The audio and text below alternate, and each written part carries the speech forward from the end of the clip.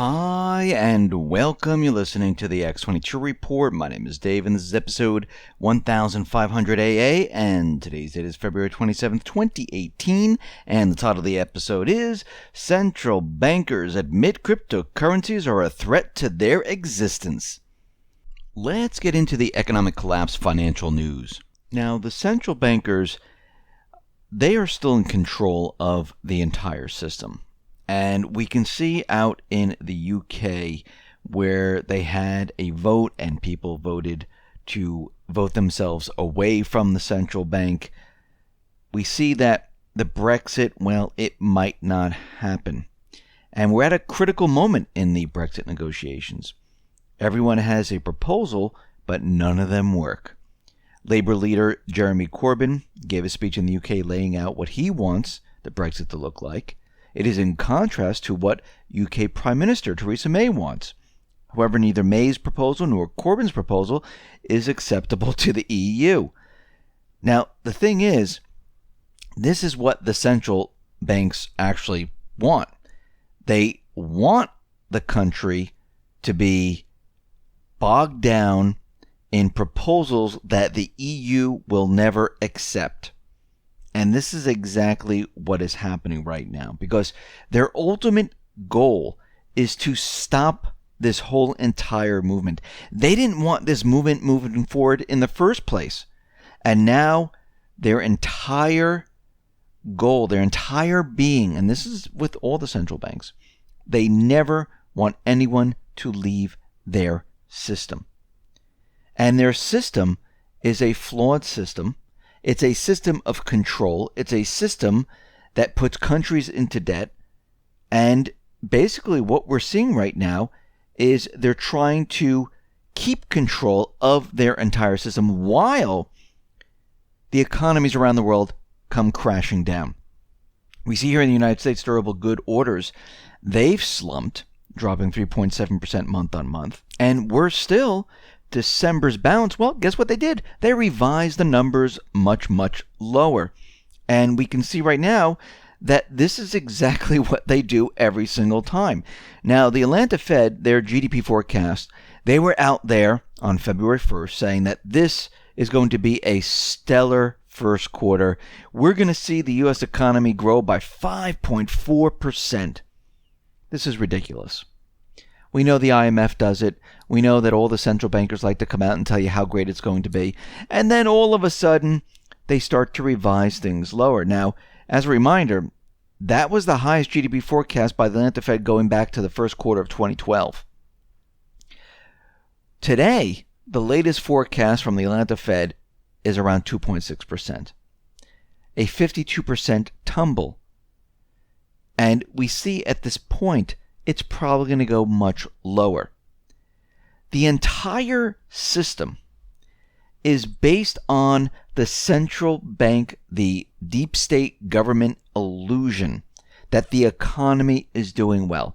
Since Trump came into office, nothing has changed. Yes, a lot of talk about manufacturing, a lot of talk about bringing jobs back, a lot of talk about a lot of talk, but nothing has happened. The economy, the way it is today, run by the central bankers, cannot be repaired.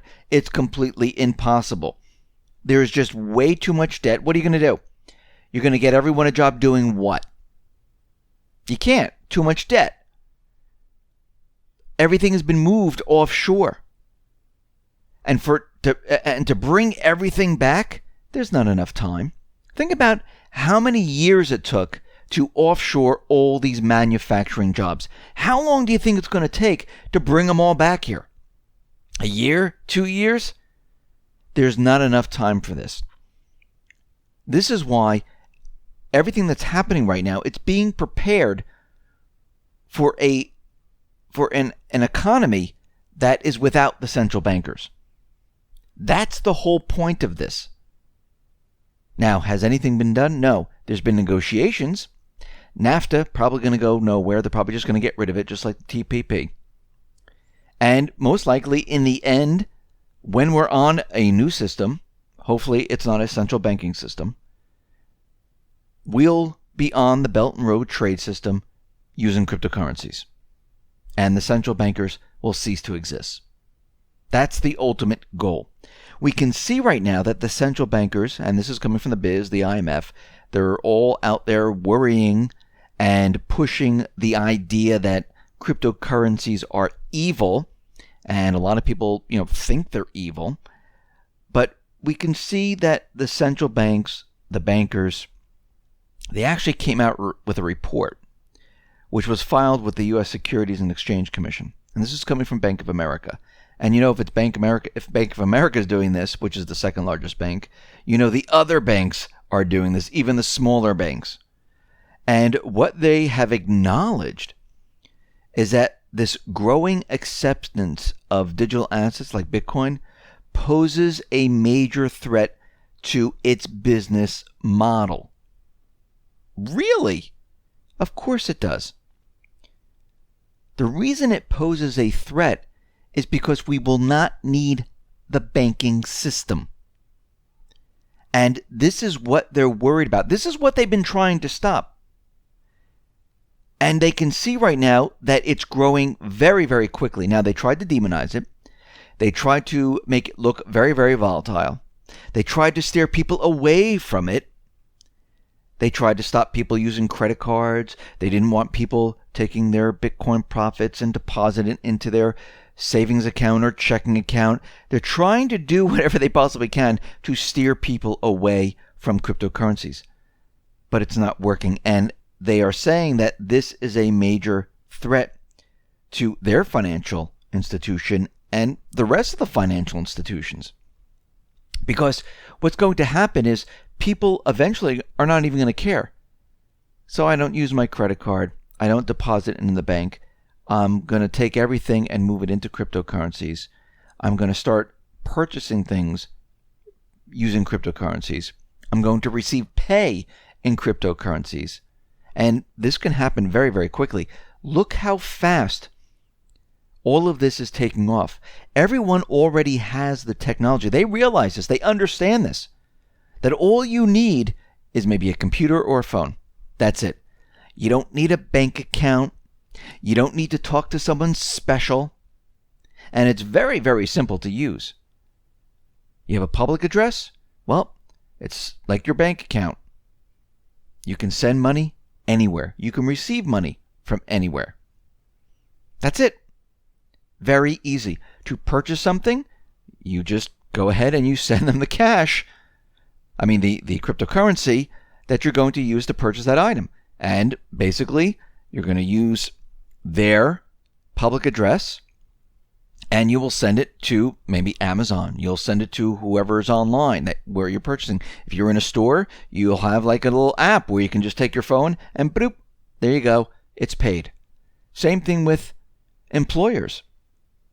All they need is your public address and they will dump your pay right into your online wallet, offline wallet, whatever you're using. And I remember in the beginning when people were very afraid of the internet saying, oh, don't put your credit card on there. Don't pay your bills on there. They're going to steal it. It's very, very unsafe. Don't do shopping on there. It's very unsafe. Don't use it. Today, everyone's using it. Actually, everyone's using their phone to pay for things. The same thing's going to happen with cryptocurrency.